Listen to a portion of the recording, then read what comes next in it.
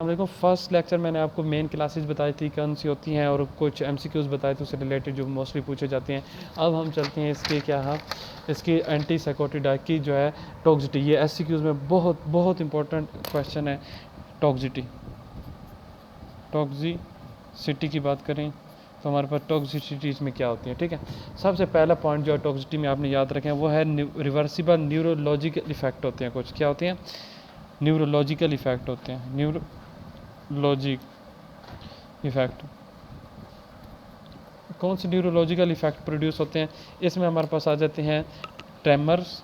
सबसे पहले अगर देखो हम पार्किंसन ट्रीट करने के लिए डोपामीन दे रहे हैं, सॉरी पर साइकोसिस है ना, साइकोसिस में डोपामीन के लेवल ज़्यादा होता है, तो हम इसको ट्रीट करने के लिए डोपामीन का कम करेंगे लेवल। जब बहुत ज़्यादा कम कर देंगे तो टॉक्सिटी में क्या हो सकता है? पार्किंसन हो सकता है।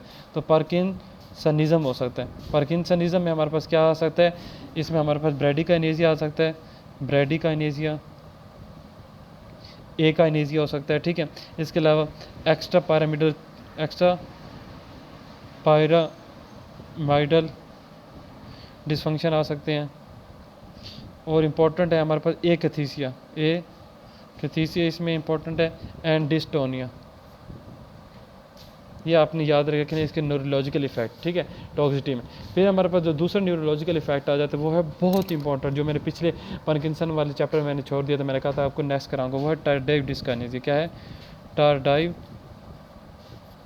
डिस्काइनेसिया। अब ये टारडाइव डिस्काइनेसिया क्या है? ये होता है कि जब ये हमारे पास होता क्या है कि कोरियोथिटोसिस मूवमेंट होती है लिप्स की और मसल की। अच्छा, choreoathetoid movement of lip and buccal muscle. Choreoathetoid क्या होता है? कोरियो होता है स्लो रीदिंग मूवमेंट, और एथिटोसिस होता है स्लो रीदिंग मूवमेंट, और कोरियो होता है रैपिड अल्टरनेटिंग जो होती है ना मूवमेंट।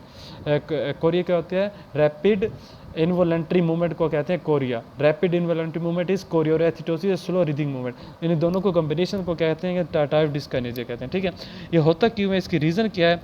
रीज़न ये है कि जब कोई बंदा ना प्रोलोंग एक क्रोनिक एक पेशेंट है साइकोसिस का, तो उसका हम क्या देते हैं? ऐसे पेशेंट को हम सेवरल ईयर के लिए एंटी साइकोटिक थेरापी देते हैं। सेवरल ईयर एंटी साइकोटिक, याद रखना एंटी साइकोटिक। जब थेरापी देते हैं तो क्या हो जाता है? उसकी वजह से डोपामिन का लेवल कम हो जाता है, क्योंकि एंटी साइकोटिक थेरापी का काम है डोपामिन को कम रखना। अब जब डोपामिन का लेवल कम रहता है तो डोपामिन जो रिसेप्टर है वो क्या हो जाते हैं? सेंसिटाइज हो जाते हैं। ये क्या हो जाते हैं? डोपामिन रिसेप्टर सेंसिटाइज हो जाते हैं। अब थोड़ी सी डोपामिन की वजह से उनकी सेंसिटाइजेशन इतनी होगी कि इतने ज़्यादा इफेक्ट प्रोड्यूस करेंगे कि जो है ना वहाँ पे जो होते हैं डिस्काइनेसिया हो जाएगा, ट्रिमर वगैरह प्रोड्यूस होंगे। ठीक है, अब इसको जो है ना ट्रीट कैसे कर सकते? एक याद रखना है, इसको में एंटी मस्क्रीनिक नहीं देते। एंटी मस्क्रीनिक नहीं देते। क्यों नहीं देते? क्योंकि एंटी मस्क्रीन नहीं देंगे तो डोपामिन बढ़ जाएगा, क्योंकि एंटी मस्क्रीन से मस्क्रीन कम होता है तो उसकी रेशो में जो है डोपामिन ज़्यादा हो जाएगा, क्योंकि एसिटाइलकोलिन और डोपामिन की रेशो होती है ना। अगर मैंने एंटी मस्क्रीन दे के एसिटाइलकोलिन को कम किया तो डोपामिन का लेवल ज़्यादा हो जाएगा, और मैंने कहा रिसेप्टर पहले सेंसिटाइज हो गए हैं तो वो तो और ज़्यादा इफेक्ट को ख़राब कर देंगे, इसलिए एंटी मस्क्रीन इसमें कभी नहीं देते। इसके ट्रीटमेंट में देते क्या है? फिर ट्रीटमेंट की बात करें तो ट्रीटमेंट हम देते हैं वेलबेनाजीन देते हैं और ड्यूट्रोबेनाजीन देते हैं। ठीक है, दो हमने टॉक्सिटी इफेक्ट पढ़ी, देखो कितनी इंपॉर्टेंट है। फिर हमारे पे तीसरा आ जाता है ऑटोनॉमिक इफेक्ट आ जाते हैं। क्या आता है? ऑटोनॉमिक इफेक्ट आ जाते हैं। ये बिल्कुल आसान है। ये वो इफेक्ट है जो मैंने पीछे नहीं आपको ये बताए थे कि सारे रिसेप्टर को ब्लॉक करता है, एक्सेप्ट ये जो पिछली वीडियो में बताया, उसी को लेके मैं चलूँगा। देखो ये सारे जो होते हैं मैंने बताया था मस्क्रीनिक ब्लॉकर है, अल्फा ब्लॉकर है, तो उसी तरह के इफेक्ट प्रोड्यूस होंगे।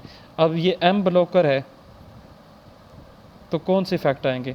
मस्क्रीनिक ब्लॉकर की वजह से क्या होगा यार? देखो ड्राई माउथ हो जाएगा, क्योंकि मस्क्रीनिक रिसेप्टर होते हैं जीआईटी में, तो जीआईटी काम नहीं करेगी तो ड्राई माउथ हो जाएगा।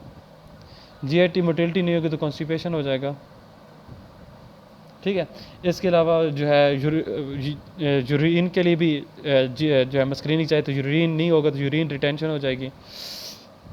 इसी तरह विजुअल डिस्टर्बेंस वगैरह हो जाएंगे, ठीक है। इसको कहते हैं atropine like science and symptom, ठीक है। अच्छा, ये हो गए। इसी तरह मैंने पीछे बताया कि ये अल्फा ब्लॉकर है और एम ब्लॉकर भी हैं, एंटीसाइकोटिक ये बताया था ना, एंटीसाइकोटिक अल्फा ब्लॉकर है, एम ब्लॉकर। तो एम ब्लॉकर तो मैंने देख लिया कि किस तरह ये हमारे पास एम ब्लॉकर हैं, ठीक है। अब अल्फा ब्लॉकर की वजह से क्या इफेक्ट आएंगे, ऑटोनॉमिक सिस्टम में यही होता है ना, इसके सिंपैथेटिक एंड पैरासिम्पैथेटिक, तो ऑटोनॉमिक इफेक्ट पड़े हैं। तो एम ब्लॉकर हमने इफेक्ट देख लिए। अब हम देख रहे हैं अल्फा ब्लॉकर की वजह से क्या होगी। अल्फा ब्लॉकर का मेन काम क्या होता है, वेजल पे होता है। जब अल्फा का काम होता है वेजल कंस्ट्रिक्शन, अब ब्लॉक हो गया तो क्या हो जाएगा, वेजोडाइलेशन। तो हाँ, उसकी वजह क्या होगी, वेजोडाइलेशन हो जाएगी। वेजोडाइलेशन से क्या हो जाएगा, हाइपरटेंशन। पेरिफेरल हाइपरटेंशन हो गया तो क्या हो गया, रिफ्लक्स टैकीकार्डिया हो जाएगा। रिफ्लक्स टैकीकार्डिया आपने एएनएस में पढ़ा हुआ है, मैं इसमें डीप में नहीं जाता, ठीक है। अच्छा, ये हो गए। फिर कुछ एंडोक्राइन इसमें होते हैं। अभी हमने 1 2 3 इफेक्ट पढ़ लिए। चौथा एंडोक्राइन। एंडोक्राइन क्या होते हैं इसमें हो सकता है, ये आपने याद रखना है। ये हमारे पास प्रोलैक्टिन को लेवल ज़्यादा कर देते हैं, हाइपर प्रोलैक्टिन कर देते हैं, हाइपर प्रोलैक्टिनीमिया। प्रोलैक्टिन का लेवल क्यों ज़्यादा करते हैं, क्योंकि नॉर्मली डोपामिन क्या कर होता है, डोपामिन प्रोलैक्टिन को इनहिबिट कर रहा होता है, उसके रिलीज़ को, प्रोलैक्टिन, ठीक है, उसको इनहिबिट कर रहा है। अब उसको इनहिबिट करने वाला डोपामिन, तो मैंने एंटीसाइकोटिक दे के उसको डोपामिन को कम कर दिया, तो प्रोलैक्टिन का लेवल ज़्यादा हो जाए, हाइपर प्रोलैक्टिनीमिया हो जाएगा और गैलेक्टोरिया हो जाएगा, गैलेक्टोरिया हो जाएगा, ठीक है। और इसी तरह की बीमारियाँ हो जाएंगी जिसमें वे इनफर्टिलिटी हो जाएगा, हाइपरग्लाइसीमिया हो जाएगा, हाइपरग्लाइसीमिया हो जाएगा, ठीक है, वेट गेन हो जाएगा। अच्छा फिर हमारे पास डाक आ जाती है, जिसे हम इसकी वजह से एक और, ये 4 हो गई। 5वां इफेक्ट हमारे पास आ जाता है neuroleptic malignant syndrome. Neuroleptic malignant syndrome. अब ये क्या, जैसे हमने पीछे पढ़ा था ना मैलिग्नेंट हाइपरथर्मिया, ये उसी तरह के, उसके साइंस सिम्टम वैसे ही, फीवर हो जाएगा, ट्रेमर हो जाएगा, मायोकार्डियल, हर चीज़ उसी तरह, क्योंकि जैसे मैंने पिछली आपको बताया था मैलिग्नेंट हाइपरथर्मिया में क्या क्या होता है, आपको बताया था मसल रिजिडिटी। चलो बता देता हूँ दोबारा, हो सकता है आपने वीडियो ना देखी हो। मसल रिजिडिटी हो सकती है इसमें, ठीक है। इसके अलावा इम्पेयर स्वेटिंग हो जाती है, इम्पेयर स्वेटिंग होगी, फीवर होगा, इसके अलावा ट्रेमर होंगे, माइक्लोनस होगा। तो इस तरह की ये साइनस सिम्टम आते हैं। अच्छा, ये दोनों मैलिग्नेंट हाइपरथर्मिया याद रखिए ना, न्यूरोलेप्टिक मैलिग्नेंट सिंड्रोम, दोनों में सिम्टम सेम है, साइंस एंड सिम्टम दोनों में सेम है। लेकिन फ़र्क क्या है कि मैलिग्नेंट हाइपरथर्मिया होता है एंटीसाइकोटिक ड्रग की वजह से, और जबकि मैलिग्नेंट हाइपरथर्मिया जो था वो था जब हमने एनेस्थीसिया को न्यूरोमस्कुलर ब्लॉकर के साथ कम्बिनेशन में दिया, तो तब होता है जब कैल्शियम का रिलीज ज़्यादा होता है। दोनों का काज डिफरेंस है, बाकी साइंस सिम्टम दोनों के सेम है, ट्रीटमेंट भी दोनों के सेम है। उसमें भी हमने क्या था, डेंट्रोलिन दिया था, इसमें भी हम डेंट्रोलिन देंगे, जो कि क्या करेगा, कैल्शियम को ब्लॉक कर देगा। कैसे ब्लॉक करता है, क्योंकि ये रियानोडीन जो रिसेप्टर होते हैं उनको ब्लॉक कर देते हैं, तो कैल्शियम जो होता है वो रिलीज़ नहीं हो सकता, ठीक है। तो वो मसल कंट्रैक्शन नहीं रहती, क्योंकि कैल्शियम लाजमी चाहिए होता है। लास्ट इफेक्ट जो है वो है सिडेशन, ये सिडेशन काज करता है, ठीक है। अच्छा, यहाँ तक जो है हमारा कंप्लीट हो गया चैप्टर। एक आपने 2-3 MCQs इसमें और याद रखें। थायरोइडाज़िन मैंने बताया था वो एंटीमेटिक नहीं है, बाकी सारे हैं, ठीक है। एक वो ये है थायरोइडाज़िन के बारे में आपने याद रखना है। तो दूसरा आपने जो थायरोइडाज़िन के बारे में याद रखना है कि थायरोइडाज़िन एक तो एंटीमेटिक नहीं है, दूसरा इसमें एक और प्रॉपर्टी है कि ये रेटिनल डिपॉजिट काज करते हैं, रेटिनल डिपॉजिट काज कर देते हैं। ये इसका क्या है, टॉक्सिक इफेक्ट है। एक जैसे हमने क्वांटापाइन पीछे पढ़ा था, ये क्वांटापाइन क्या कहते हैं, प्रिवेंट मीनिया कस करते हैं, प्रिवेंट मीनिया करता है, मीनिया से सॉरी डिप्रेशन से बचाता है, ठीक है।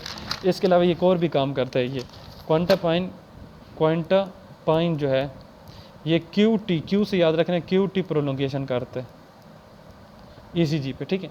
ये हो गया। होप सो आपको ये वीडियो पसंद आई और हमारा ये चैप्टर यहाँ पे कंप्लीट हो चुका है। इंशाल्लाह नेक्स्ट वीडियो में नेक्स्ट चैप्टर के साथ आपको मिलेंगे। Thank you.